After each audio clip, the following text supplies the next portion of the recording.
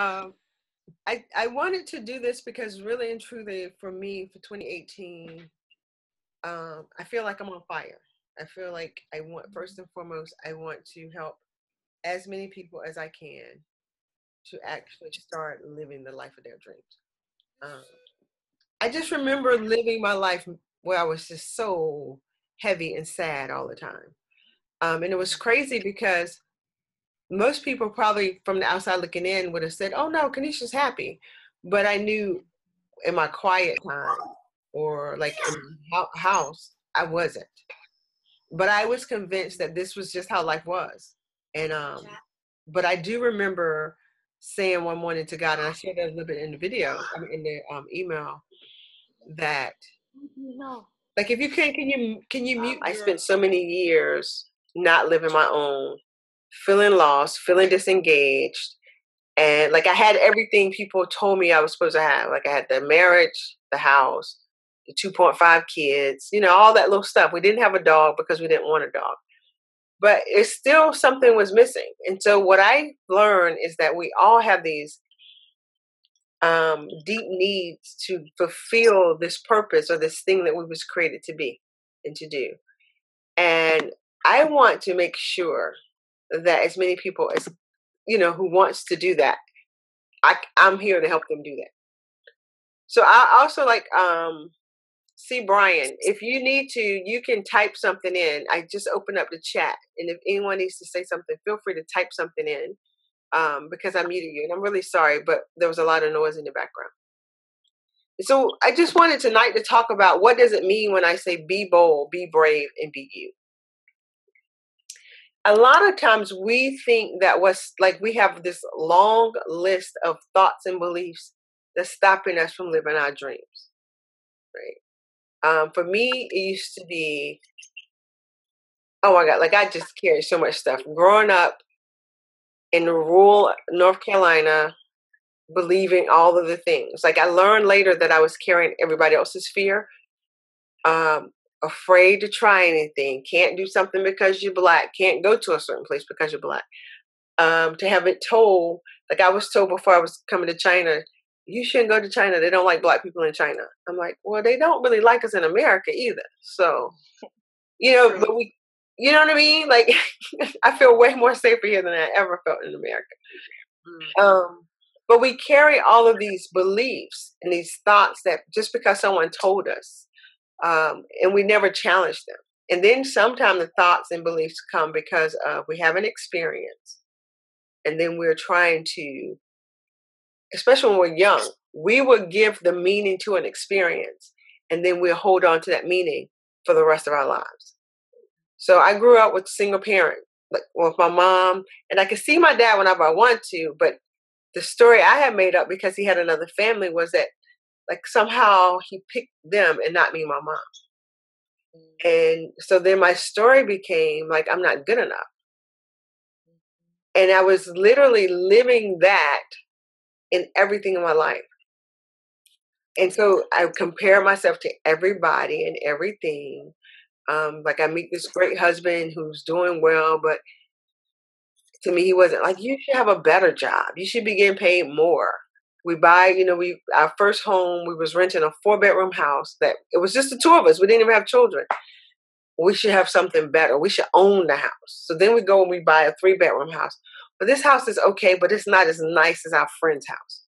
So then we get rid of that and we buy, move out, save money to buy a bigger house. And then we buy that house. It's like, well, the house is nice, but the yard is too small. Like it was just always something.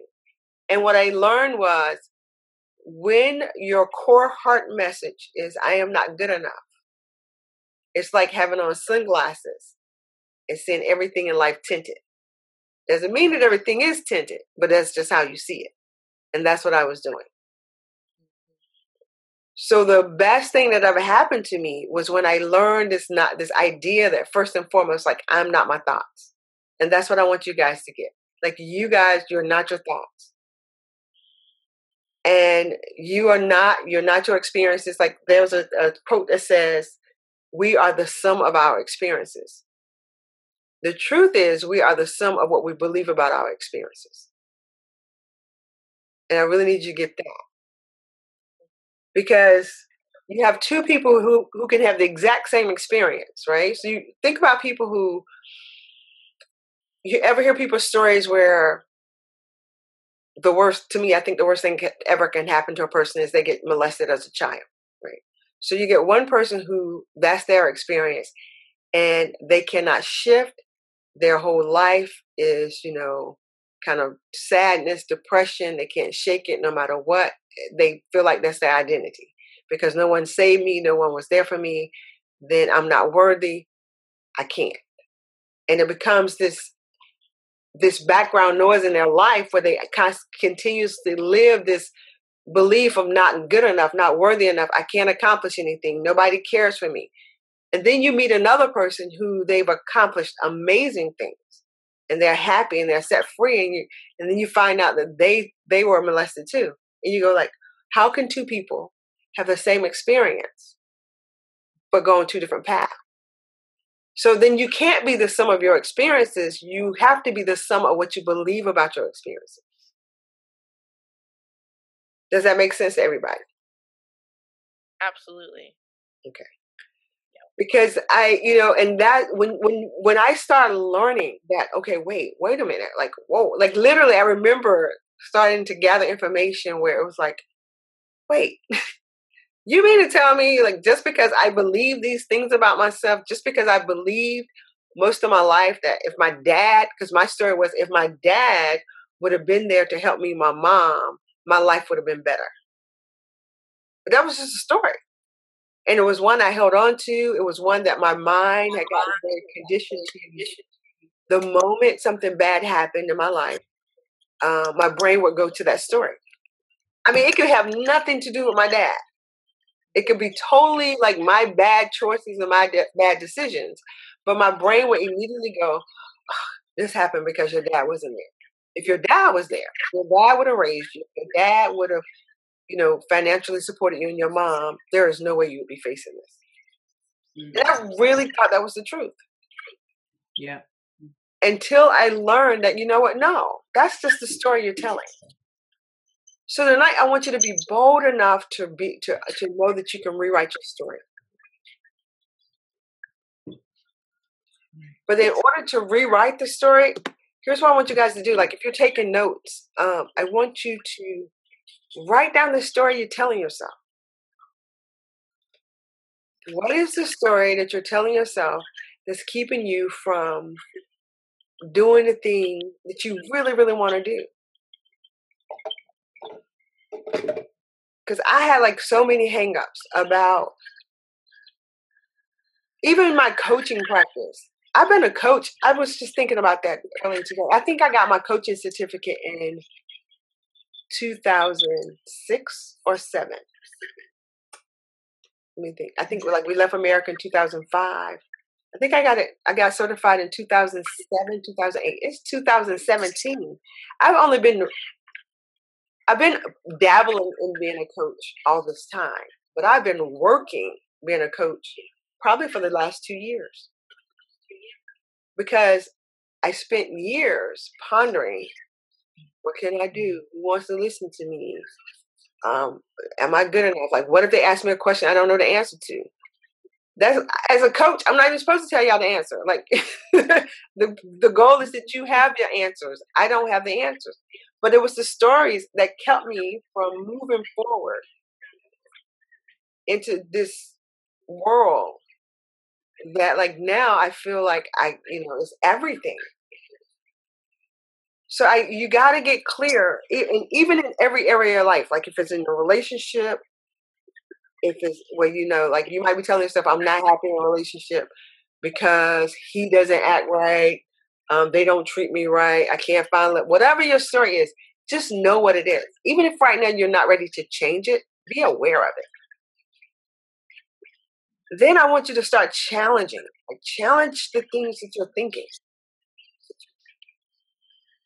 Whatever that is. Like, what am I telling myself about, for me, exercise? Like, that's my new thing. Like, I don't want to exercise, but I need to start exercising. So what do I tell myself about exercising?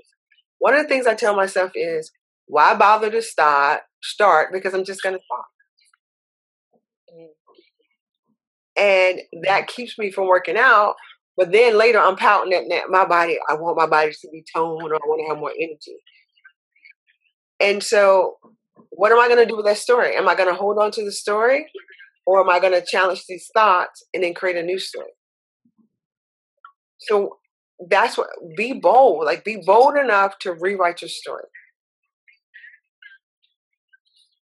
And what I want you guys to leave with, because to me, when you spend time with me, I want to give you something to take away that you can actually put into practice in your life. So from that being bold, write down that story, see what you're telling yourself, and then pay attention to how it's keeping you from your goal.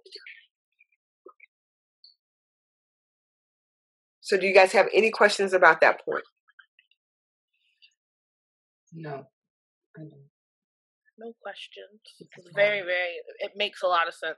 It's always interesting. I always enjoy hearing you speak because it makes me feel like I'm not alone in my thoughts. When I hear your story, it reverberates like, and it reminds me of my own story.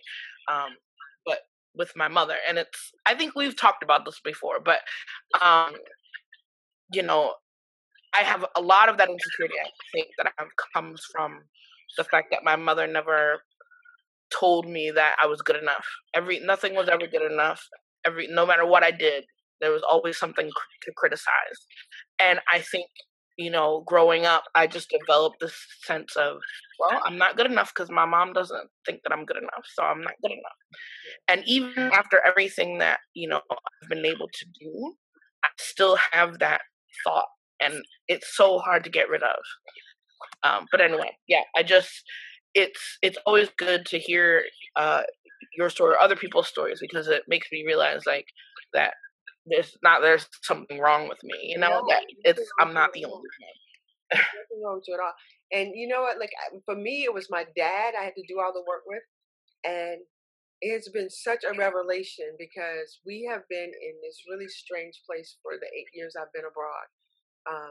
Simply because even though my dad was saying, I'm happy for you, I'm proud of you guys, he would always ask, it never fails, at the end of every conversation, when are you guys coming home? And I'm thinking, dude, like, every time, and I tell you every time, we're not coming home. I keep asking this question. And so this past, 2 weeks ago, whatever week, I just went home. Like, it was the weirdest trip. Flew home, was home for 6 days, and flew back. Because my mom had knee surgery, and I knew I couldn't stay with her the whole time. I could have, like, if Dre and I decided I could be there, but I know my mom. After a while, like, I would have got on her nerves so bad that she'd been like, "Please get on the plane." So, but I knew me being there and her seeing me after she had that surgery was going to mean everything to her. So I was there, and I, helped her out and did what I had to do around the house. But my dad came and picked me up and spent 2 days with me. He spent the first day with me and the last day with me. And he said, my father will be 70 on Saturday.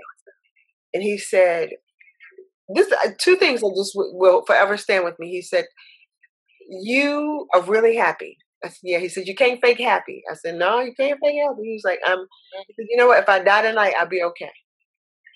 And so that was like a relief for him and for me, and all this tension that we've been going through for all these years. Because I mean, there would be moments where my dad would go months and wouldn't answer my call, and then when he answered, like we just talked yesterday, be like, "Hey, what's?" I'm like, really? Like, we're not even going to dress, but okay, whatever, Joe. But because I did all my emotional work and I did all of the change my own story. I went from, and Nicole, maybe this will help you. Like, I went from needing my dad to be a dad to just needing him to be my father. See, like daddies, like my Brianna right now with her daddy, she wants daddy to be proud. She wants to know daddy's thoughts on everything. Daddy, can I do this? I don't need my daddy anymore. I'm 46 years old. I need my father because I'm so much like this dude that I'm like, Joe, why I do blah, blah, blah. He's like, I call my father Joe. He's like, yeah, you just like me. You just like your granny. So I need his presence, but I don't need his approval anymore. So even when I went to be, the day he picked me up, before I got in the car, and even when I first sat in the car, in my own head, in my own mind, in my heart, I kept saying, I am enough. I am enough. I am enough. And I did that so that I didn't go into performance mode with my father, which I tend to do. I did this, I did that, I accomplished this, I made this much money. Like hustling for his approval. Yeah. And just by just saying that over and over in my head about this amazing piece, and we just laughed and talked and just, had the best time together. And I never felt like I was trying to get his approval or get him to like me or get him to see, I'm doing good. See, I'm, see, love me. It was just like, yo, dude, what's up? What's been going on with you? And if it was, but that's the work, Nicole. That's the work I'm talking about. You got to work your story. You got to look at it at all angles and know how it's affecting you. And then know at any time you can rewrite that story, moment by moment, day by day, line by line, because it's your story and you're the one telling it. And so the other thing about being brave, we all need a strategy. Like right now I'm on Weight Watchers. I'm just like, ugh. But I like Weight Watchers because if I want the cake, I can have the cake. I just got to decide if I want to give up 12 points of my 20 for the cake. You know what I mean? But it's a strategy. And so are you brave enough to create a strategy for the life you want? You can't just hope, wish, and pray it. I used to think that was a strategy. It's not. I used to really think like hoping and praying was a strategy. I was like, Lord, if you want me to have it, then you just gonna. And he's like, girl, you better read a book. You better buy a program. You better, you gotta do something. You gotta wisdom. The Bible says, in all of your getting, get understanding. A prayer is not understanding. A prayer is just like, I send up this affirmation. I send up this request to you, God. Then I look for an answer. And he's like, yeah, but the answer may be in a book. The answer may be in a class. The answer may be in talking to someone who's already doing the thing you want to do. But I don't burn bushes anymore. I always tell my children, God doesn't do magic. He does miracles.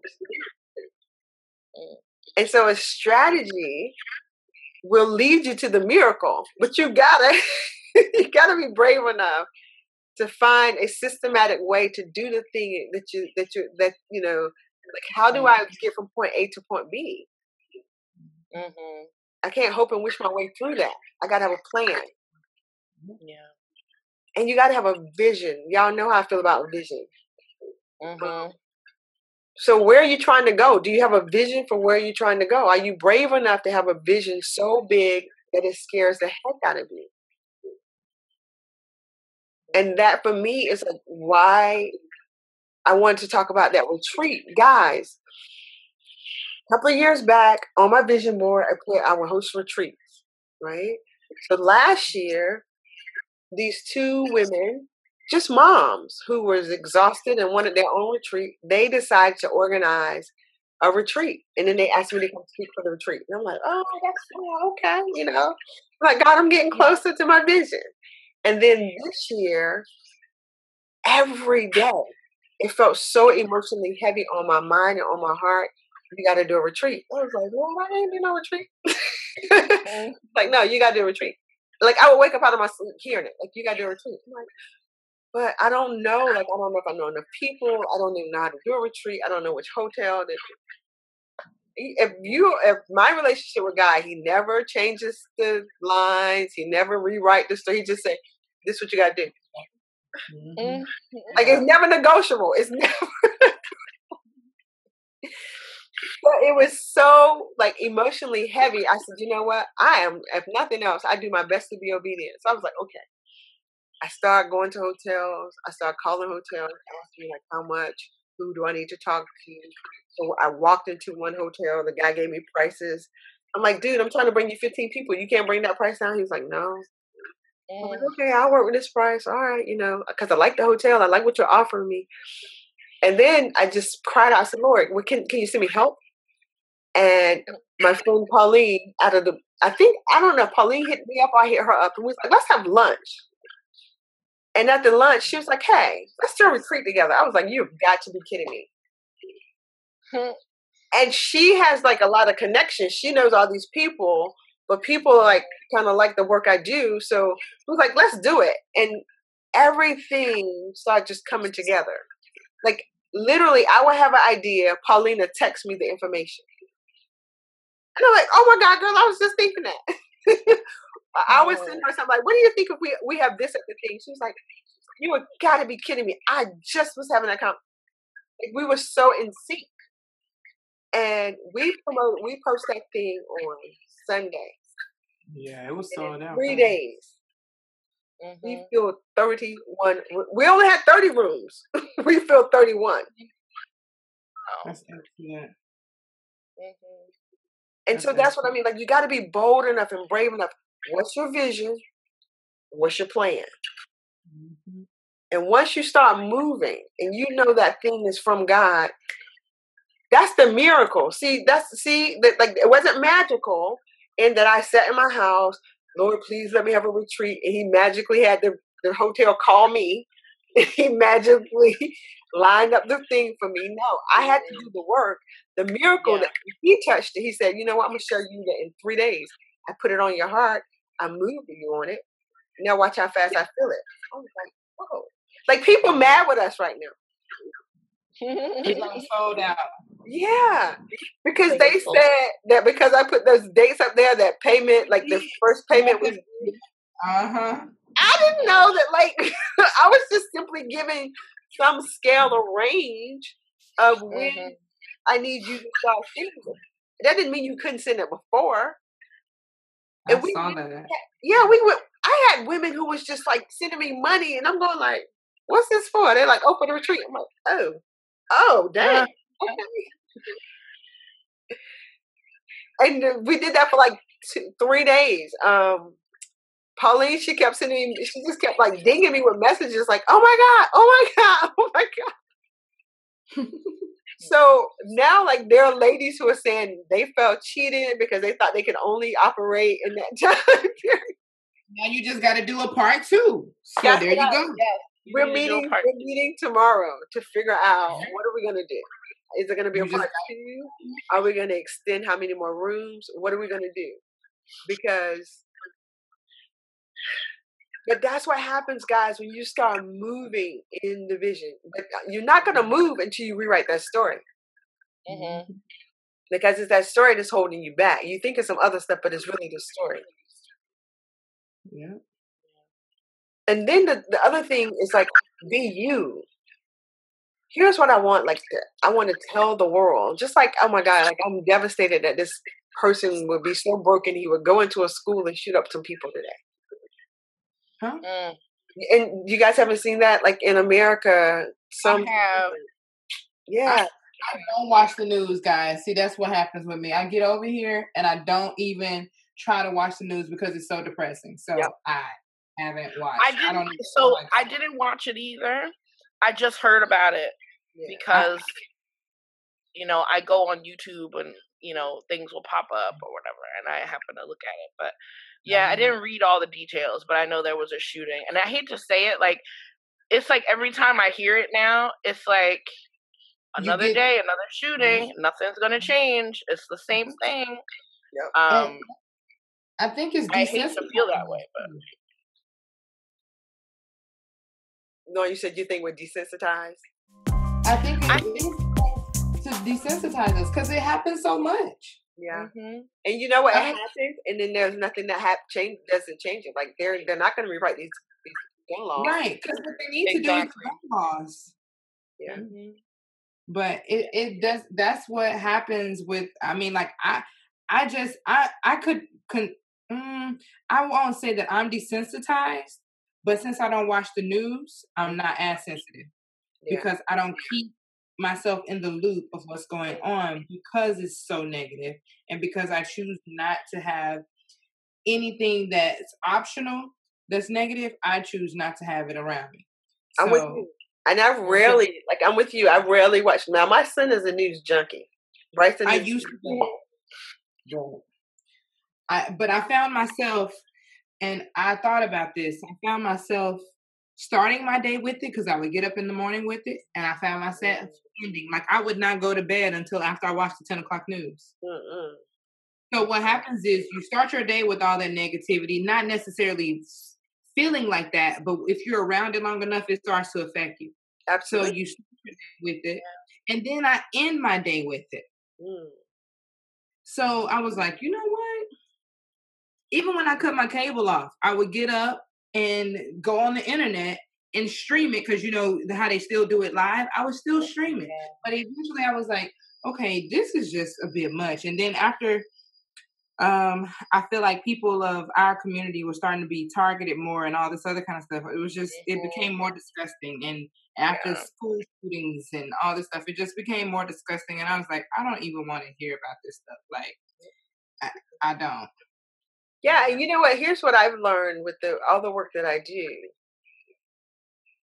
If I can't do anything to fix it or change it, I can't consume myself with it. Yeah. And then for me, it's like, okay, if my goal is to affect 1 million lives, help people change their life, how is that news story going to help me? And if it doesn't, then I can't give my energy to it. And it literally becomes energy draining. And so, like, what I want people to know with the whole, like, be you is that you're not a mistake. Like, who keep telling us that we were a mistake? And even, like, in the church, that gets me. If God said he knitted you together in your mother's womb, then why are you trying to change me? Like, you know, you can, there's going to be some brokenness that happens to me emotionally. But all of me is not wrong. I was created right. You was created right. You was created for the good. You was created in love, on purpose, in purpose. And I just believe that if we can get to a place where we believe that about ourselves, the being you, like, you know what, the fact that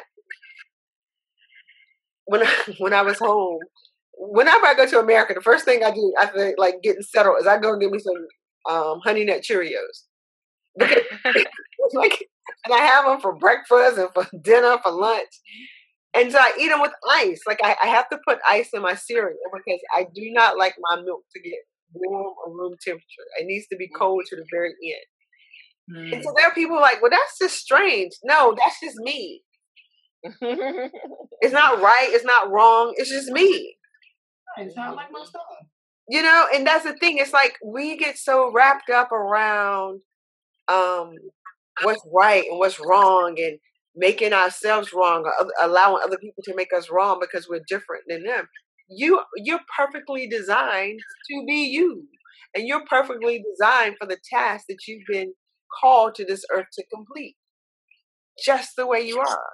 Like, I remember I listened to T.D. Jakes, and he said he used to think to himself, like, Lord, why couldn't you make me, like, you know, small or tall or whatever? He said, and God was like, everything I'm calling you to do, you can accomplish in that body. So what do you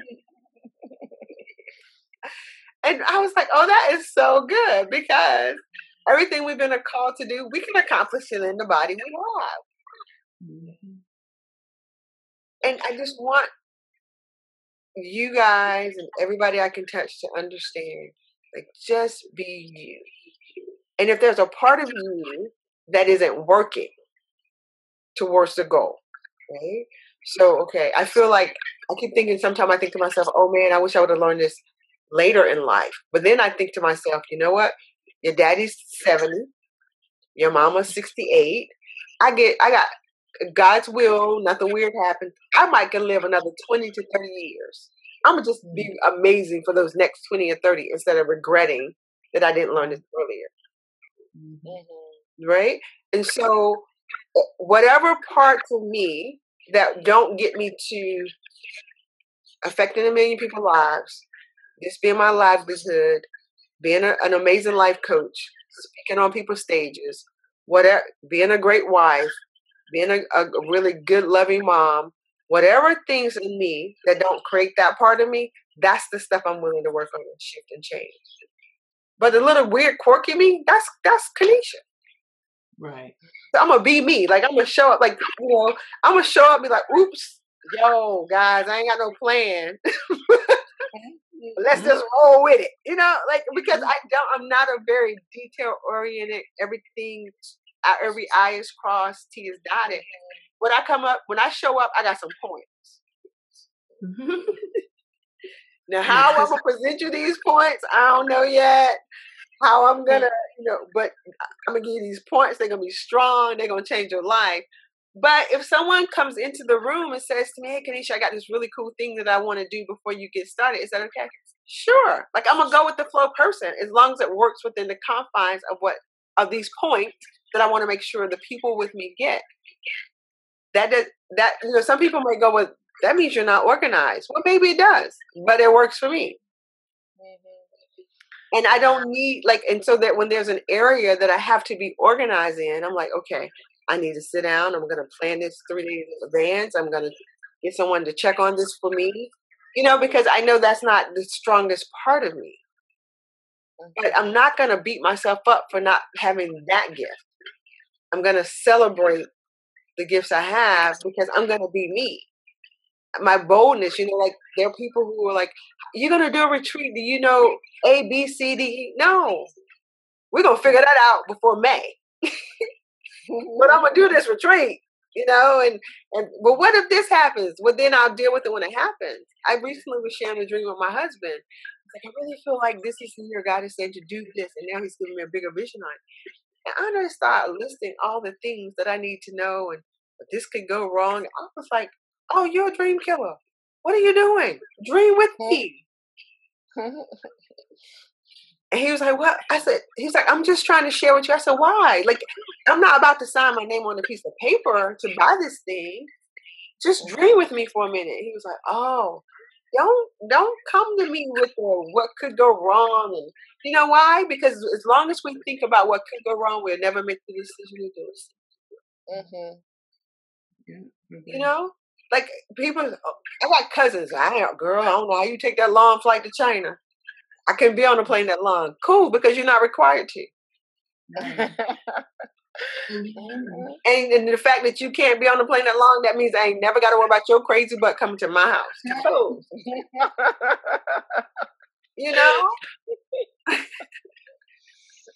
That is true.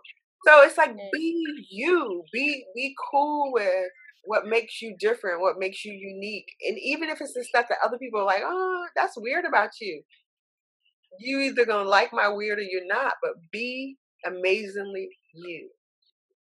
Learn to connect your greatness to that vision, then learn to connect that vision to a better story, and then move.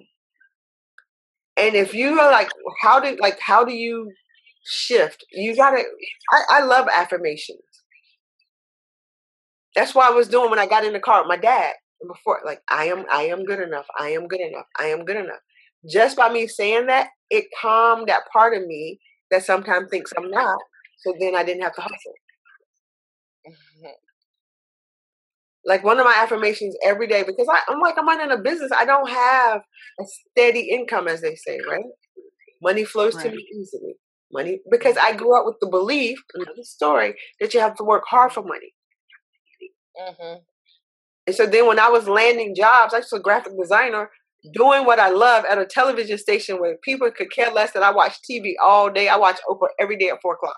And nobody cared. I'm all like, they're like, what are you doing? Turn it up so I can hear. I'm like, oh, y'all, yeah, girl, we don't care. I used to feel guilty every day, like all the time, because I thought, I can't believe these people are paying me this much money. You're supposed to work hard for money. No, that was just a false belief that I had. You work well for money, but you don't have to work hard for money. And now that I'm living here and I'm doing this very thoughtful thing, like I told you guys, for 3 days, people were pinging me in WeChat. And I'm sitting in the house on the sofa, like, babe, somebody else is sitting there. You don't have to. So I had to learn to shift my belief that I had to work hard for money and realize that I got a great product. I provide the product, people pay me money. But if you have these beliefs, you can't shift and you can't move into that new level of life. You can't accomplish that goal and dream that you want to accomplish because you might be stuck in a false belief of that old story.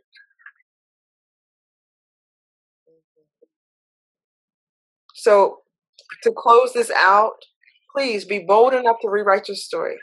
Be brave enough to get your strategy, a plan, and a vision. You're going to need it. And then be completely cool with being you.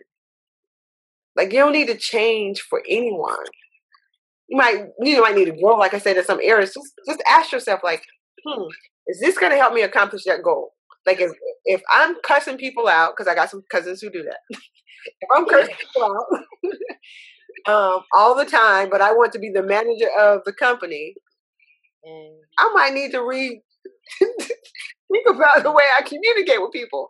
Yes, that's the thing, you know. For me, if I like watching TV. Well, I used to, now it bores me. But if I want to spend my whole day watching TV and I'm promising people that I'm going to have these programs, I can't do both. I can't write a new program and spend 24 hours watching TV.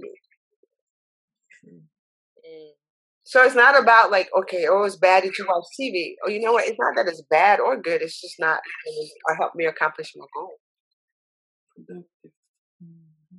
And so that's how I view everything. It's like, is this going to help me live up to the goal? And if it's not, cool. All right, I'm willing to shift, change, mold, reevaluate this thing. But I'm not going to beat myself up about it. So do you guys have any questions for me? I think it was a good, relatable situation. And I think sometimes I think what may be prohibiting us from being us and being bold and is that we have not gotten to the root of our problems. If we get to the root, then sometimes once we're able to identify the root, then we can adjust the plant as needed.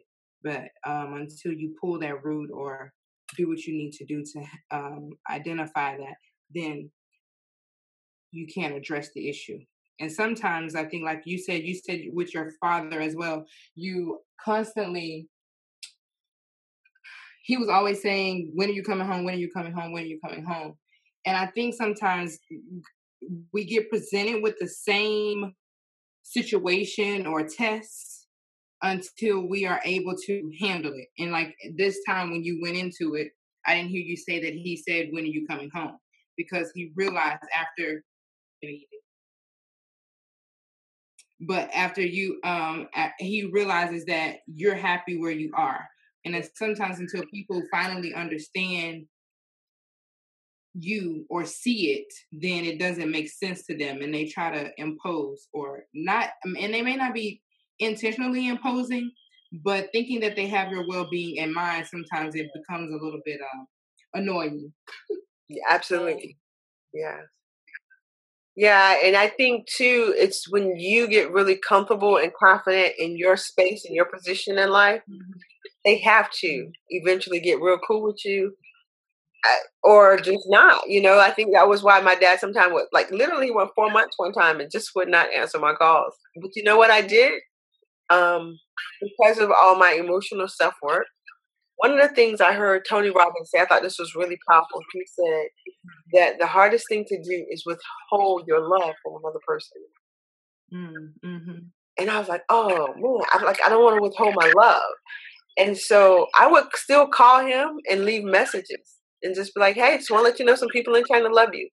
Because I had this thing where I don't want to die, nor do I want my father to die, and to be something like I got some stuff. Oh, I wish I would have. Oh, I regret I ever did this.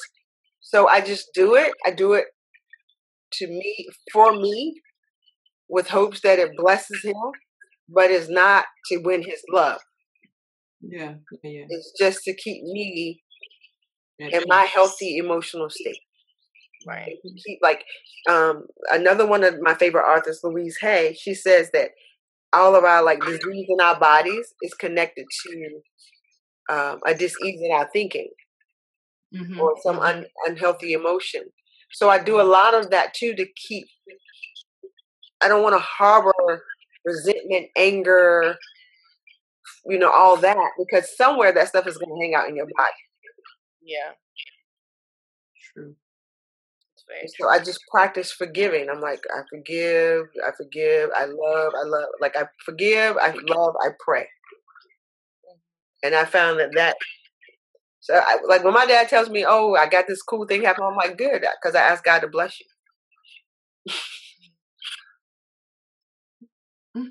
And I have some friends or old friends who like decided they didn't want to be in my life anymore, but I just forgave, love, pray. Like just sit, Lord bless them, like give them abundantly whatever it is that they're asking for. Because I don't want to carry that stuff.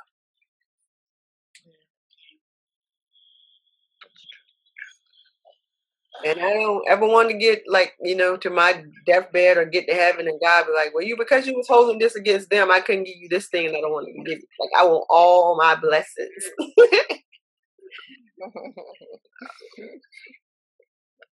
And you're right. I think that also is important to remember, is that when we hold grudges against people, or we have animosity towards people, that hurts us too. Yeah. It takes a little piece of our soul every time. And I think we forget that because in the moment we're so angry or upset or hurt or whatever, and we forget that, when we put out that negativity, that hurts us too, and that if we put out positivity, that will help us feel better. Yeah. Yeah. It's like, why, it's that cool song by Erykah Badu, Bag Lady, you're gonna hurt your back. Mm-hmm. Oh my goodness. Oh, that song. Yeah. Oh my goodness. But I do my best to keep my word with my primary. Is it Tatiana? Am I pronouncing that right? I'm the worst with pronouncing words and names. Tatiana? Did you have any questions? Oh, the other lady. Yes, the other lady. Because what I'll do is I want to like make sure I ask you guys for an hour of your time. I like to honor people's time. I want to let you all know, Laurie knows I have a program called Becoming Your Best Self. And that's what one of the things we do is we dig into your story. We look at the messages of the story. We help you connect to what are these emotional needs that's driving everything you do. We look at your value system. We dig up beliefs. And then we talk about setting a vision. My other program that I've been looking at that program. I'm like, I got to do something better with this program because it's just sitting on my website and nobody is going to it. But it's the 21-day healing journey. It's so good. Maybe I need to break it down to like 7 days or something. Maybe I need to break it down to 2 weeks or 7. Because I'm telling you, when I listen to those videos, even now, I'm like, oh, that's such good information. But it's on my website. It's something you do by yourself. It's kind of self-guided, and it's just all there. Very, very inexpensive, but it's just there because it's something that I did a long time ago, and I got to find a way to revamp it because it's so good. And then I'm currently writing a program called Connected to Your Purpose because I have so many people who say, I don't know what my purpose is. And I'm convinced that God put the purpose in our hearts. Like we know it. We know it and we're not confident about what we know. And I think if you understood your gifts, the Bible talks about spiritual gifts, your talents, your passion, experience, what the experience came to teach you, that you would know your purpose. And then I want to help you recognize the fear and the false beliefs that's keeping you from moving in your purpose. But I just want to let you guys know what I'm doing, what I have, so that, and let your friends know, because what's the point if I can help you and you don't know that? Like recently someone was saying to me, I got this, like I just went through this phase where everybody was asking me, did I do marriage counseling? No, I do marriage coaching. I have a great program and nobody knew it because I never talk about it. So it's like, how am I going to help people if they don't know what I can help them with? I mean, it's a great, like I have some people going through it now and instantly they're like, oh my God, this is already helping us. It's a great program. I just was crazy and didn't tell people that I had it. So just want to let y'all know I'm here to help everybody live their best life. 2018, purpose, vision, passion, you gotta have it. That, if nothing else, that retreat for me is evidence that you can do this. 3 days ago, I sold that freaking thing out. So, that's awesome. Yeah. This was very good. I did need this. Wonderful. Good. I'm glad that you came on and you're going to leave with some information that can help you get clear and make the decision about that job. I'm hoping to. I'm going to check out that the 21-day journey thing. It sounds good. I just never saw it. I'm telling you, it's so cool because you just do it at your own pace.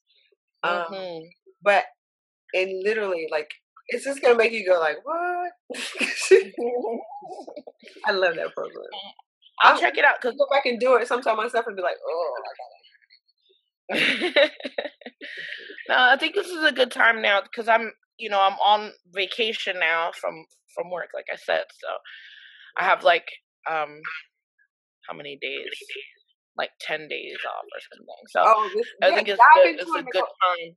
Dive into it, check it out, and what you're gonna realize is that the healing is all we have so much control of our life that we don't think we have. We're so busy. I used to wait for I thought Jesus was gonna send me my own personal like Wonder Woman or Superman. And he's like, no, dum-dum, you are the Wonder Woman. You are the Superman in your own life. To do it.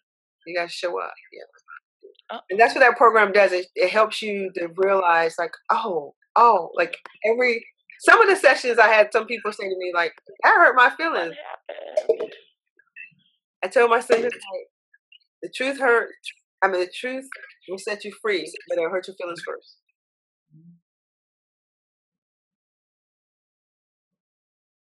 Agree. So, all right, ladies, I won't keep y'all all night.